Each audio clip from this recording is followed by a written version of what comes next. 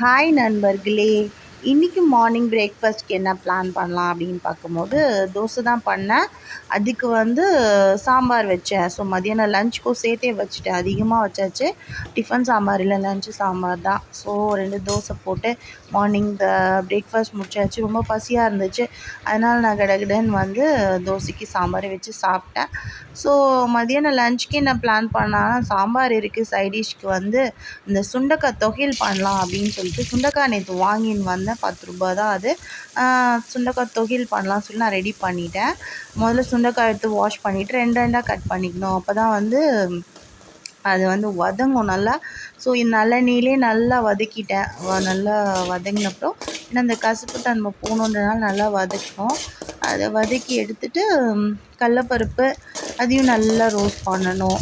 ரெட்டிஷாக வர மாதிரி ரோஸ்ட் பண்ணிவிட்டு தென் புளி, காஞ்ச மிளகா, கொஞ்சம் வெங்காயம், சீரகம் எல்லாம் போட்டு நல்லா வதக்கிட்டு வரணும். வதக்கிட்டு தென் சுண்டைக்காவை போட்டுடணும். நம்ம வதக்கி வச்சுருந்த சுண்டைக்காவை போட்டு நல்லா வதக்கிட்டு எல்லாமே ஒன்றா சேர்ந்து கிளறி வதக்கிட்டு ஃபைனலாக நான் கருவேப்பிலை தூவி உப்பு போட்டு நல்லா ரோஸ்ட் பண்ணி எடுத்துக்கிட்டு நான் மிக்சியில் போட்டு நல்லா அரைச்சிட்டு தாளிச்சிட்டேன். ஸோ அவ்வளோதான். எனக்கு சுண்டக்காய் தொகையல் சூப்பராக இருக்கும். செம்ம டேஸ்டியாக இருக்கும். லேசாக கசக்கும். ஸோ ஒன்றும் பண்ண முடியாது. அதோடைய தன்மை இருக்கு இல்லையா? குழந்தைங்க கொஞ்சம் இது பண்ணுவாங்க. பட் நம்ம அதை பழக்கிட்டோம் அப்படின்னா அவங்க கண்டிப்பாக சாப்பிட்ருவாங்க. ஏன்னா சுண்டக்காய் ரொம்ப நல்லது. வயிற்று புண்ணெல்லாம் சரி பண்ணும். முன்னெல்லாம் நமக்கு ஈஸியாக கிடைக்கும். இப்போ அப்படி கிடைக்க மாட்டுது. கடையில் தான் வாங்கினோம்.